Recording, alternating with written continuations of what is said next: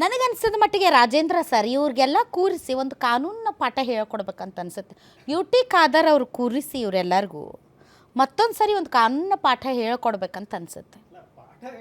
ಪ್ರಯೋಜನ ಅಂತ ಯಾಕೆ ಅಂತ ಹೇಳಿದ್ರೆ ಪಾಠಗಳಿಂದ ಇವೆಲ್ಲ ನೀವು ಬರೀ ಥಿಯರಿಟಿಕಲ್ ಅದು ಮಾಡೋದೆಲ್ಲ ಅನಾಚಾರ, ಮನೆ ಮುಂದೆ ಬೃಂದಾವನ ಅನ್ನೋದಿರುತ್ತೆ. ಆಚಾರ ಹೇಳೋಕ್ಕೆ ಬದನೆಕಾಯಿ ತಿನ್ನೋಕೆ ಏನಾರ ತಿನ್ನೋದು ಹಾಗಲ್ಲ ಅದು. ಯಾಕೆಂತ ಹೇಳಿದ್ರೆ ಮೂಲತಃ ಯಾರು ಇವತ್ತು ನಮಗೆ ಈ ರೀತಿಯಾದಂಥ ಒಂದು ಇದು ನೋಡಿದಾಗ ಜನರು ಇದಕ್ಕೆ ಪಶ್ಚಾತ್ತಾಪ ಪಡಬೇಕಾಗುತ್ತೆ. ಅಫ್ಕೋರ್ಸ್ ನಾವು ಜನರನ್ನು ನಾವು ಮುಟ್ಟಾಳ್ರನ್ನು ಅಂತ ನಾನು ಹೇಳ್ತಾ ಇಲ್ಲ. ಇಂತಹ ಒಂದು ಜನರಿಗೆ ಯಾವತ್ತೋ ಒಂದು ಪಾಠ ಕಲಿಸ್ತಕ್ಕಂಥ ಒಂದು ಸಮಯ ಬರುತ್ತೆ. ಯಾಕೆಂದರೆ ಹಣಬಲ ತೋಳ್ಬಲ ಇದ್ದ ಮಾತ್ರಕ್ಕೆ ನಾವು ಗೆದ್ದು ಮೆರಿತೀವಿ ಅಂತ ಈಗ ಅನ್ಕೊಳ್ತಾ ಇದ್ದಾರೆ. ಅವ್ರಿಗೆ ದೊಡ್ಡ ಪಾಠ ಆಗುತ್ತೆ, ಆಗೋದಿಲ್ಲ ಅನ್ನೋದಲ್ಲ. ಯಾಕೆಂತ ಹೇಳಿದ್ರೆ ದೇಶದಲ್ಲಿ ನೀವೇ ನೋಡಿದ್ದೀರಾ, ನಾವೇ ಸರ್ವಾಧಿಕಾರಿಗಳು. ನಾವು ಹೇಳಿದ್ದಕ್ಕೆ ಏನು ನನಗಿಂತ ದೊಡ್ಡ ರಾಜಕಾರಣಿ ಇಲ್ಲ, ನನಗಿಂತ ದೊಡ್ಡ ಇವರಿಲ್ಲ ಅಂತ ಹೇಳಿದ್ರೆ ಮಣ್ಣು ಮುಕ್ಕಿದವ್ರೆ ಈ ದೇಶದಲ್ಲಿ. ಅದಿನ್ನು ಯಾಕೆ ಈ ಸಹನೆಯನ್ನು ಈ ರೀತಿ ಇದಾಗುತ್ತೆ ಅಂತ ಹೇಳಿದ್ರೆ, ಇದು ನಾವು ಎಲ್ಲೋ ಅಸೆಂಬ್ಲಿನಲ್ಲಿ ಹಿಂಗೆ ಮಾಡಿಬಿಡ್ರಪ್ಪ ಹಂಗೆ ಮಾಡ್ರಪ್ಪ ಅನ್ನಲ್ಲ. ಅವರಲ್ಲಿ ಆಂತರಂಗಿಕವಾಗಿರಬೇಕು ಆ ಸೆಲ್ಫ್ ಡಿಗ್ನಿಟಿ. ಆಗಲೇ ನೀವು have raised A very good point. Prevention ಯಾಕೆ ಬರುತ್ತೆ ಅಂದರೆ, ಅಫ್ಕೋರ್ಸ್ ಈಗ law and order situation that is the responsibility of the police, that's right. Before happening the incident that is the absolute duty of the executive officers, right. But ಒಬ್ಬನ elected ಪರ್ಸನ್ಗೆ ಅವನಿಗೆ ಪ್ರಜ್ಞೆ ಇರಬೇಕು. ಅರೆ ನಾನು ನಾಳೆ ಬೆಳಗ್ಗೆ ಪಬ್ಲಿಕ್ಕಲ್ಲಿ ಈ ರೀತಿ ಇದು ಮಾಡಿದಾಗ ನಾನು ಅವನಿಗೆ ವಿವೇಚನೆ ಬೇಡವೇ? ಜನಪ್ರತಿನಿಧಿಯಾಗಿ ಆ ರೀತಿಯಾದಂಥ ಕಾಮನ್ ಸೆನ್ಸ್ ಬೇಡವೇ? ಹಾಗಿಲ್ಲದೆ ಇದ್ಮೇಲೆ how can he is entitled to become the elected representative of the assembly? ಆ ಒಂದು ಸೂಕ್ಷ್ಮತೆ ಇದೆಯಲ್ಲ ಪ್ರಜಾಪ್ರಭುತ್ವದಲ್ಲಿ, ಆ ರೀತಿಯಾದಂತಹ ಒಂದು ಸೂಕ್ಷ್ಮತೆಗಳನ್ನು ಕಳೆಕೊಂಡು ಒಂದು ಎಮ್ಮೆ ಚರ್ಮದ ಥರ, ದಪ್ಪ ಚರ್ಮದ ಥರ, ಒಂದು ನಿರ್ದಾಕ್ಷಿಣ್ಯವಾದ ನಿರ್ದಯವಾದಂಥ ರಾಕ್ಷಸಿ ರೀತಿಯಲ್ಲಿ ಇವತ್ತು ವರ್ತಿಸ್ತಾ ಇದ್ದಾರೆ. ಹಾಗೆ ನೀನೇನು ಮಾಡಿದೆ ಅಂದರೆ ನಾನೇನು ಮಾಡಿದೆ. ಒಬ್ಬ ರೆಡ್ಡಿ ತೋಳು ಎಳಿಸ್ತಾರೆ, ಇನ್ನೊಬ್ಬ ರೆಡ್ಡಿ ಇನ್ನೊಬ್ಬ ತೋಳು ಎಳಿಸ್ತಾನೆ. ಒಬ್ಬ ಪಾಟೀಲ್ ಹಿಂಗಂತ ಹೇಳಿದ್ರೆ ಇನ್ನೊಬ್ಬ ಪಾಟೀಲ್ ಹಿಂಗಂತಾನೆ. ಇವರನ್ನು ನಾವು ಜನಪ್ರತಿನಿಧಿಗಳು. ಹಾಗಾಗಿ ನಾನು ಹೇಳ್ತಾ ಇರೋದು, ಇಂಥ ಅಯೋಗ್ಯರನ್ನು ಅಸಮರ್ಥರನ್ನು ನಾವು ನಿರೀಕ್ಷೆ ಮಾಡಿಲ್ಲ ಪ್ರಜಾತಂತ್ರದಲ್ಲಿ. ಇದನ್ನು ಹೌದು ಇವತ್ತೊಂದು ಜಾಗೃತಿ ಆಗಬೇಕಾಗತ್ತೆ. ಇವರಿಗೆ ಅಸೆಂಬ್ಲಿ ಒಳಗೆಲ್ಲ ಪಾಠ ಆಗಬೇಕಾಗಿರೋದು, ಜನ ಇವರನ್ನು ತಿರುಗಿಸಿ ಅವರಿಗೆ ಪಾಠ ಹೇಳಬೇಕಾಗುತ್ತೆ. ಅಲ್ಲ ಸರ್, ಬಂದೂಕ್ ಇಟ್ಕೊಂಡು that's what I am telling. ಯಾಕೆಂತ ಹೇಳಿದ್ರೆ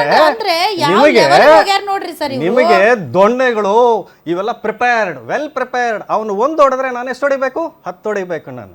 ಅವನು ಒಂದು ಬುಲೆಟ್ ಹೊಡೆದ್ರೆ ನಾನು 2 ಬುಲೆಟ್ ಹಾರಿಸ್ಬೇಕು. ಈ ರೀತಿಯಾದಂಥ ದ್ವೇಷ ರಾಜಕಾರಣ, ಈ ರೀತಿಯಾದಂಥ ವೈಷಮ್ಯ ರಾಜಕಾರಣ ಹೇಗಿದೆ ನಮ್ಮ ದೇಶದ ರಾಜಕಾರಣ ಇವತ್ತು? ಒಂದು ಸಾರಿ just if you could recollect, ಸಾಮ್ಯತೆ ಇದೆಯಾ?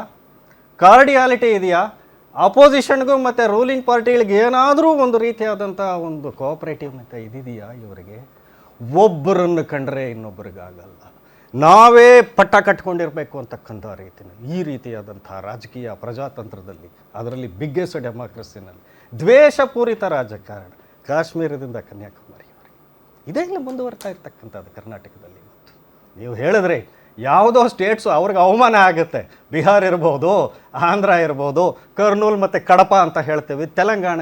ಅದಕ್ಕಿಂತ ಹೇಯವಾದ ರೀತಿಯಲ್ಲೇ ಇವತ್ತು ಬಳ್ಳಾರಿ ಮತ್ತು ಬೇರೆ ಕಡೆ ಆಗ್ತಾ ಇದೆ. ಇದು ನಮ್ಮ ನಾಚಿಕೆಗೇಡು ಕರ್ನಾಟಕ. ನೀವು ರಾಜಕೀಯ ನೋಡಿದ್ದೀರಿ ಸರ್, ಈ ಹಿಂದೆ ದೊಡ್ಡ ದೊಡ್ಡ ಮಾಸ್ ಲೀಡರ್ಸ್ ಬಂದಿದ್ರು, ಎಂತ ನೈತಿಕತೆ ವಿಚಾರ ಬಹಳ ಡಿಗ್ನಿಫೈಡ್ ಆಗಿದ್ರು. ಅವರು ಎಷ್ಟು ಡಿಗ್ನಿಫೈಡ್ ಆಗಿದ್ರು ಅಂತ ಹೇಳಿದ್ರೆ, ಮೇ ಬಿ ಅಫ್ಕೋರ್ಸ್ ನಾವು ಬಾಗೇಪಲ್ಲಿ ಚಿಂತಾಮಣಿದೆ ಅಂತ ಅಂದ್ಕೊಂಡಾಗ ರೆಡ್ಡಿಗಳೇ for the matter. Of course I have to recollect either Krishna Reddy or Chowd Reddy or Gangareddy versus Anjaneya Reddy at the same time. Of course Bagepalli ಇವೆಲ್ಲ ನೋನ್ ರೆಡ್ ಹಾಟ್ ಏರಿಯಾಸ್ ಅಂತ ನಾವೇನು ಹೇಳ್ತೇವೆ. ಇಂಥ ಏರಿಯಾಗಳಲ್ಲೂ ಕೂಡ ಈ ಮಟ್ಟದಲ್ಲಿ ತೋಳೇರಿಸಿಕೊಂಡು, ಶರ್ಟ್ ಹಿಡ್ಕೊಂಡು, ಒಬ್ರಿಗೊಬ್ರು ಗಲ್ಪಟ್ಟಿ ಹಿಡ್ಕೊಂಡು ಬೀದಿಗೆ ಬಂದು ನಾಚಿಕೆಗಾಡಾಗ್ತಕ್ಕಂಥ ರೀತಿಯಲ್ಲಿ ವರ್ತನೆ ಮಾಡಿಲ್ಲ ಮೇಡಮ್. ಯಾಕೆ ಅಂತ ಹೇಳಿದ್ರೆ ಇದು ಅತಿಯಾದಂಥ ಅತಿರೇಕತನ ಇದೆ. ಇದಕ್ಕೆ ಪಾಠ ಹೇಳ್ತಕ್ಕಂಥ ಸಮಯ ಈಗ ಬಂದಿದೆ ಅಂತಕ್ಕಂಥ. ಉತ್ಕರ್ಷ್ ಮೇಡಮ್, ರಾಜೇಂದ್ರ ಸರ್ ಹೇಳಿದ್ದು ಭಾಳ ಅವರು ಅರ್ಥಗರ್ಭಿತವಾಗಿ ಹೇಳಿದ್ದಾರೆ. ಯಾರೂ ಕೂಡ ಯಾವುದೇ ರಾಜಕಾರಣಿ ಇರ್ರೆಸ್ಪೆಕ್ಟಿವ್ ಆಫ್ ಪಾರ್ಟಿ, ಇದು ಪಾರ್ಟಿ ಅಂತಲ್ಲ, ರೌಡಿ ಮನಸ್ಥಿತಿ ಯಾರೇ ಇದ್ದರೂ ಕೂಡ ಪ್ರತಿಯೊಬ್ಬರು ಅವರನ್ನು ತಿರಸ್ಕಾರ ಮಾಡಬೇಕು. ಇದು ನಾನು ಆ್ಯಸ್ ಅ BJP ವಕ್ತಾರ ಅಂತಲ್ಲ, ಆ್ಯಸ್ ಅ ದೇಶದ ಒಬ್ಬ ಪ್ರತಿನಿಧಿಯಾಗಿ ಹೇಳ್ತಿರ್ತಕ್ಕಂಥದ್ದು. ಯಾರೂ ಕೂಡ ಈ ರೀತಿಯ ಗೂಂಡಾ ಸಂಸ್ಕೃತಿಯನ್ನು ಪಾಲನೆ ಮಾಡುವಂಥದ್ದಾಗಲಿ ಪೋಷಣೆ ಮಾಡುವಂಥದ್ದು ಆಗಬಾರ್ದು. ಆದರೆ ಇಲ್ಲಿ ಪ್ರಶ್ನೆ ಬರ್ತಕ್ಕಂಥದ್ದು ಏನು ಅಂತಂದರೆ ಲಾ ಆ್ಯಂಡ್ ಆರ್ಡರ್ ಕೂಡ ನಾವು ಪ್ರಶ್ನೆ ಮಾಡಲೇಬೇಕಾಗುತ್ತೆ. ಯಾರೇ ಆಗಿರಲಿ, ಯಾವುದೇ ಸರ್ಕಾರ ಇರಲಿ, ಅದು BJPನೋ ಕಾಂಗ್ರೆಸ್ಸೋ ಮತ್ತು ಆದರೆ ಲಾ ಆ್ಯಂಡ್ ಆರ್ಡರ್ನ ನೀವು ಕಂಟ್ರೋಲ್ ಮಾಡೋಕ್ಕಾಗಿಲ್ಲ ಅಂತಂದರೆ ಈ ರೀತಿಯ ಗೂಂಡಾಗಳು ಜಾಸ್ತಿ ಆಗ್ತಾನೆ ಹೋಗ್ತಾರೆ. ಈಗ ಒಂದು ಉದಾಹರಣೆ ಕೊಡ್ತೀನಿ. ಈಗ ಮೊನ್ನೆ ಬಳ್ಳಾರಿ ಇನ್ಸಿಡೆಂಟ್ ತೊಗೊಂಡಾಗ ಪರಮೇಶ್ವರ್ ಸಾಹೇಬರು ಯಾರಿಗೆ ಫೋನ್ ಮಾಡಿದ್ರು, ಯಾರು ವಿಕ್ಟಿಮ್ ಇದ್ರು ಅಲ್ಲಿನ ಪೊಲೀಸಿಗೆ ಫೋನ್ ಮಾಡಿಬಿಟ್ಟು ಅವ್ರು ನಾರಾ ಭರತ್ ರೆಡ್ಡಿಗೆ ಫೋನ್ ಮಾಡಿದ್ರೆ ಅಲ್ಲಿರ್ತಕ್ಕಂಥ ಗೂಂಡಾಗಳನ್ನು ಯಾರು ಪೋಷಣೆ ಮಾಡ್ತಾ ಇದ್ದಾರೆ? ಹಾಗಾದ್ರೆ ಅಲ್ಲ, ಅವ್ರು ಫೋನ್ ಮಾಡಿದ್ರಂತ ನಿಮ್ಗೆ ಯಾರು ಹೇಳಿದ್ರು? ಮಾಹಿತಿ ಬಂದಿದೆ ಅಲ್ವಾ? ಯಾರ್ಲಿಂದ? ಅಲ್ಲಿಂದನೇ ಬಳ್ಳಾರಿ ಅಂದ್ರೆ ನಿಮ್ಮ ಪ್ರಕಾರ ಒಬ್ಬ ಹೋಮ್ ಮಿನಿಸ್ಟರು ತಮ್ಮ ಡಿಪಾರ್ಟ್ಮೆಂಟ್ ಅಲ್ಲಿ ಇರುವಂತಹ ಆಫೀಸರ್ಸ್ಗೆ ಫೋನ್ ಮಾಡದೆ ಒಬ್ಬ MLA ಫೋನ್ ಮಾಡಿ ಅಲ್ಲಿ ಸಿಚುವೇಶನ್ ನ ತಿಳ್ಕೊತಾರ? ಹೌದು ಮೇಡಮ್. ಏನ್ ಮಾತಾಡ್ತೀರಿ? ಮಾತಾಡ್ರಿ ನೀವು ನೋಡಿ. ಈಗ ನಿಮ್ಮ ಪ್ರಕಾರ ಇನ್ಸಿಡೆಂಟ್ ಆದ ತಕ್ಷಣ ಯಾರ್ಯಾರ ಕಾರಣ MLA ಆಗ್ಲಿ MP ಆಗ್ಲಿ ಎಲ್ಲಾರನ್ನೂ ಒದ್ದೊಳಗೆ ಹಾಕ್ಬೇಕಾಗಿತ್ತು. ಬಿಜೆಪಿ ಆಗ್ಲಿ ಕಾಂಗ್ರೆಸ್ ಅವ್ರಾಗ್ಲಿ JDS ಆಗ್ಲಿ ಎಲ್ಲಾರನ್ನೂ ಒದ್ದೊಳಗೆ ಹಾಕ್ಬೇಕಾಗಿತ್ತು. ಅದನ್ನೇ ಮೇಡಮ್, ಪ್ರಚೋದನೆ ಎಲ್ಲಿಂದ ಬರುತ್ತೆ? ಪ್ರಚೋದನೆ ಎಲ್ಲಿಂದ ಬರುತ್ತೆ? ಅವಾಗ ಸುಮ್ನೆ ಇರ್ತಿದ್ರಿ ನೀವು. ಪ್ರಚೋದನೆ ಯಾಕೆ ಮಾಡ್ತಾರೆ? ಅವಾಗ ಸುಮ್ನೆ ಇರ್ತಿದ್ರಿ. ನಾವು ಅದನ್ನ ಹೇಳಿದ್ದು ನಾರಾ ಭರತ್ ರೆಡ್ಡಿ ಅವ್ರನ್ನ ಒದ್ರಗಡೆ ಹಾಕ್ಬೇಕಾಗಿತ್ತು, ಸತೀಶ್ ಹಾಕ್ಬೇಕಾಗಿತ್ತು, ಬಿಜೆಪಿ ಅವ್ರನ್ನ ಬಿಡಬೇಕಾಗಿತ್ತು. ಯಾವುದೇ ಇನ್ಸಿಡೆಂಟ್ ಆಗ್ಲಿ ಮೇಡಮ್. ಈಗ ಬೆಳಗಾವಿಲಿ ಏನ್ ಡಿಸಿಷನ್ ತಗೊಂಡಿದ್ದೀರಾ? ಹಾಗಾದ್ರೆ ಲಕ್ಷ್ಮಣ್ ಸವದಿ ಅವ್ರ ಮೇಲೆ ಏನ್ ಆಕ್ಷನ್ ತಗೊಂಡಿದ್ದೀರಾ?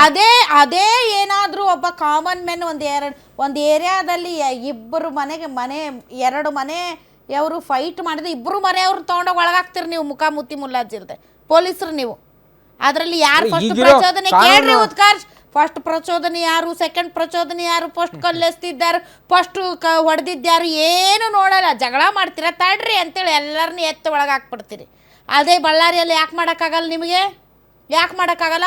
ಇವ್ರನ್ನ ಟಚ್ ಮಾಡಿದ್ರೆ ಇವ್ರು ಹೆಂಗೆ ಮಾತಾಡ್ತಾರೋ, ಅವ್ರನ್ನ ಟಚ್ ಮಾಡಿದ್ರೆ ಅವ್ರು ಹೆಂಗೆ ಕೆರಳ್ತಾರೋ, ಅವ್ರನ್ನ ಮಾತಾಡಿದ್ರೆ ಇವ್ರು ಹೆಂಗೆ ರಿಯಾಕ್ಟ್ ಮಾಡ್ತಿರೋ, ಈ ಥರದ ರಾಜಕೀಯ ಲೆಕ್ಕಾಚಾರದಲ್ಲ ಗಬ್ಬೇಡಿಸಿ ಒಬ್ಬನ ಕೊಂದೇ ಬಿಟ್ರತ್ಲಾಗಿ ಮುಗದ ಹೋಯ್ತು ಕತಿ.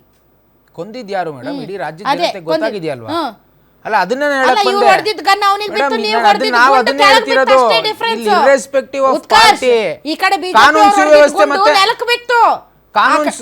ಕೇಳಿಸ್ಕೊಡ್ರಿ. ಬಿಜೆಪಿ ಅವ್ರು ಹೊಡೆದಿದ್ದ ಗುಂಡು ನೆಲಕ್ಕೆ ಬಿತ್ತು, ಕಾಂಗ್ರೆಸ್ ಅವ್ರು ಹೊಡೆದಿದ್ದ ಗುಂಡು ಆ ವ್ಯಕ್ತಿಗೆ ಬಿತ್ತು. ಅಷ್ಟೇ